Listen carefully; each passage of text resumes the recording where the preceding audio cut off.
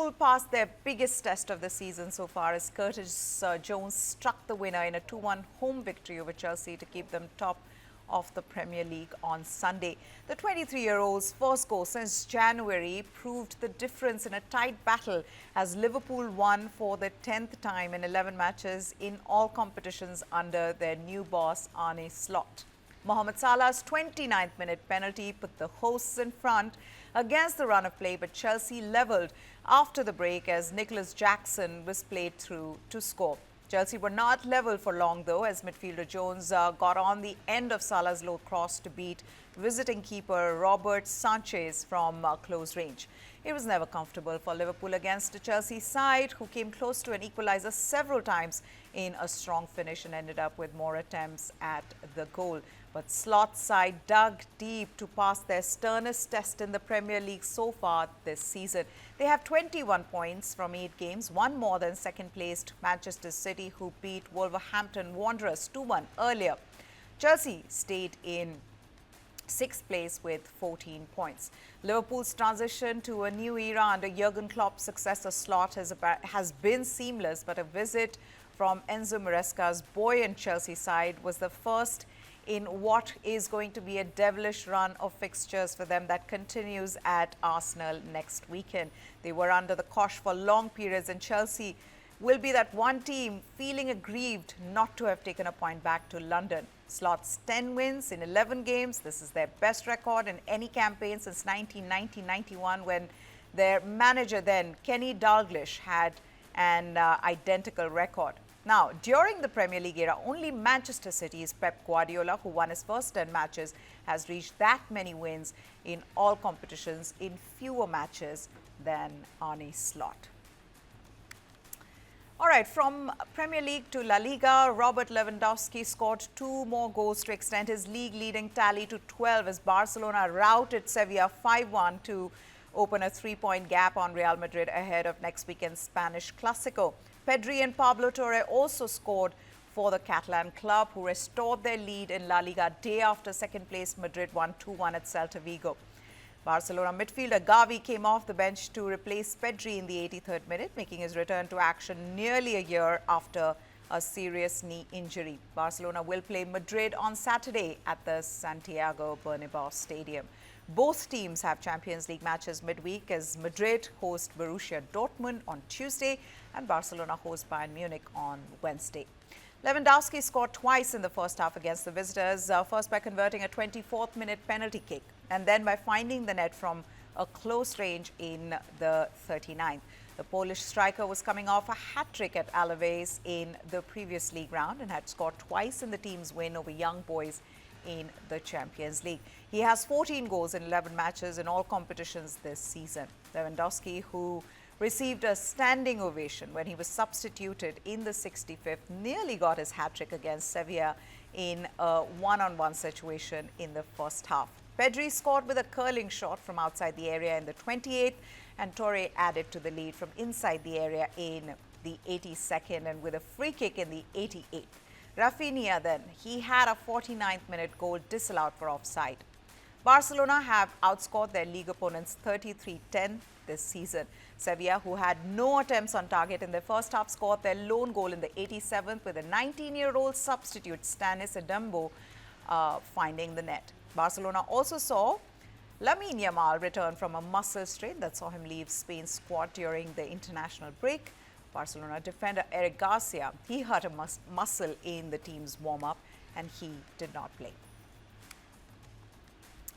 All right, let's talk about a legend now. Lionel Messi's hat-trick led Inter Miami to an MLS single-season points record after their 6-2 victory over the New England Revolution on Saturday on MLS Decision Day in Fort Lauderdale, Florida. Lionel Messi checked into the match early in the second half when the score was tied and Inter Miami's chances at breaking a pair of Major League Soccer regular season records were very much uncertain. The Argentine captain instantly changed that scenario, netting his first MLS hat-trick and creating 1 assist, all in the span of about 30 minutes, as Luis Suarez scored twice and Inter Miami rolled past New England 6-2 to set the MLS records for most points and best winning percentage. Inter Miami finished with 74 points, one more than New England had in their record-setting season in 2021. Now the top spot is Inter Miami's by any measure, both in terms of points and best one-loss tied mark. Inter Miami also became the 8th team in MLS history to get through a regular season with only 4 losses, tying another record. Messi finished the regular season with 20 goals and 16 assists in 19 matches. Suarez got to 20 goals in his first MLS season. His 2 goals against New England helping Inter Miami erase an early 2-0 deficit. Luca Langoni and Dylan Barrero had the goals for New England. The rest of the match was all Miami. Suarez's brace pulled the hosts into a tie by halftime, and Benja Cremaschi scored the go-ahead goal in the 58th minute. Messi had an assist on Cremaschi's goal, one that came just seconds after the 8-time Ballon d'Or winner subbed into the match. And Lionel Messi and Major League Soccer's Inter Miami club were awarded a spot in next year's 2025 FIFA Club World Cup. So it just keeps getting better for Messi and Inter Miami. They will also host the opening game of this 32-team tournament, which features top clubs from around the world. Miami, who won their first MLS Supporters Shield this month as the club with the most points in the regular season, are the second last team added to the tournament.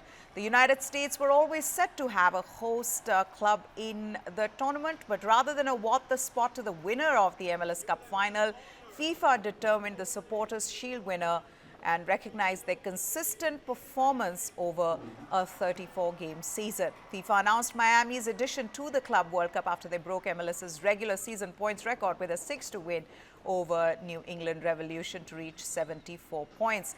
New England had set the previous record with 73 points. That was in 2021. And of course, Messi made an instant impact as soon as he joined Miami mid-season last year, leading them to a Leagues Cup title. Yet he was unable to deliver enough magic to help his new club overcome their early season results and make the playoffs. But in Messi's first full MLS season, Miami wrapped up the Supporters Shield and top playoff seed in early October with 2 regular season matches remaining. The Argentine great had missed nearly half the 2024 season due to injuries and national team duties, but made most of his playing time with 20 goals in 19 games, including a hat-trick during an 11-minute span in the second half of a Saturday. FIFA President Gianni Infantino congratulated Inter Miami for their feat. Well, it was really an incredible moment to be able to tell to the fans of Inter Miami, which has had an incredible season, record of points and everything, live, that they are qualified for the FIFA Club World Cup. They are now officially one of the 32 best clubs in the world already after a few years since their existence. And now they can start writing their story also on a global stage. So congratulations to Jorge Mas, to Jose Mas, to David Beckham, to all the fans here in Miami, La Familia, but the fans that Inter Miami already has all over the world. Well done. All right, from one legend to another, Cristiano Ronaldo and Al Nassr's AFC Champions League elite game with Esteghlal of Tehran on Tuesday will be as closely watched in India as it is in Saudi Arabia and Iran. This is an important story. We covered this story for you because this is what happened with India as well, and now matches are being shifted out of Iran. The Asian Football Confederation said in a statement that Esteghlal had to move their home fixture with Al Nassr to the United Arab Emirates city of Dubai due to the security situation in Iran. The decision was greeted by surprise in India, as on 7th of October, the AFC ruled that Mohun Bagan Supergiants of Kolkata had been considered to have withdrawn from the second-tier AFC Champions League 2 match for refusing to travel to Iran to play their October 2nd fixture against Tractor SC in the northwestern city of Tabriz. Now, Mohun Bagan at that time had cited security concerns. They had said it is not safe, and in fact, the Indian government had given out the, this the travel guide, which said that Indians should be traveling to Iran.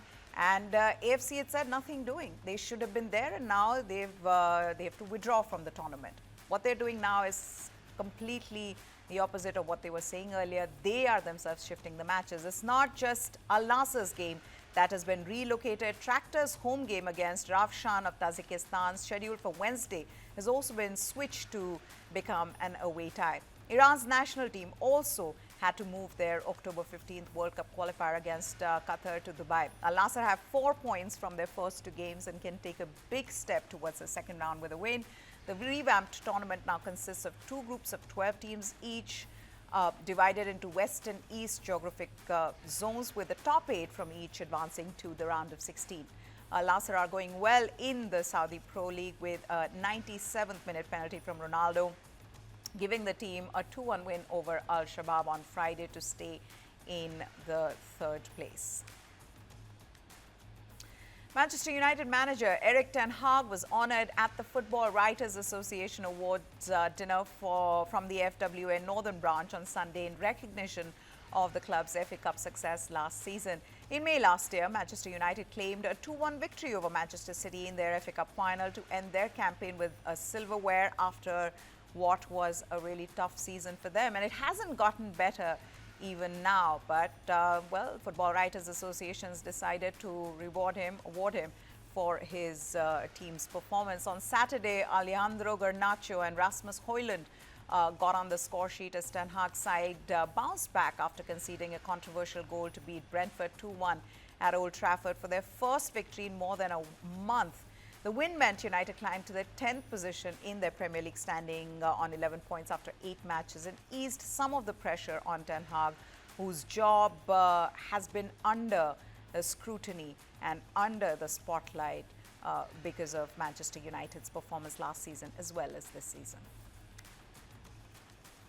I know, as a manager, it's really difficult to win trophies. So first of all, I want to say to all my colleagues who are here, who win trophies, a big congratulations for their performances with the teams.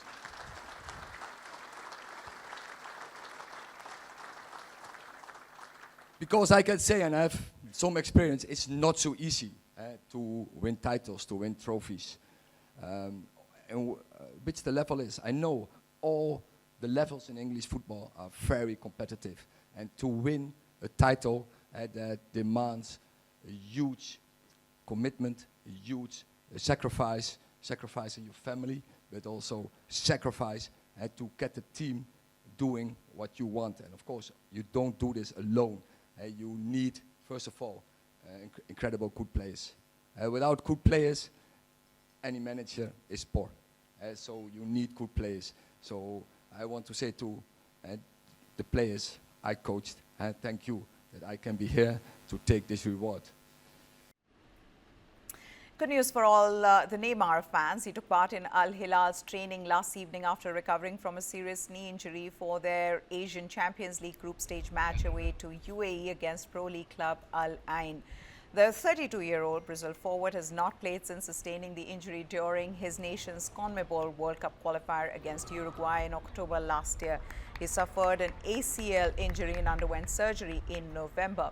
Having moved to Saudi Arabia from Paris Saint-Germain for a reported fee of around 90 million euros in August last year, Neymar had only played 5 games before he got injured and then had to go into rehab, recovering from that injury.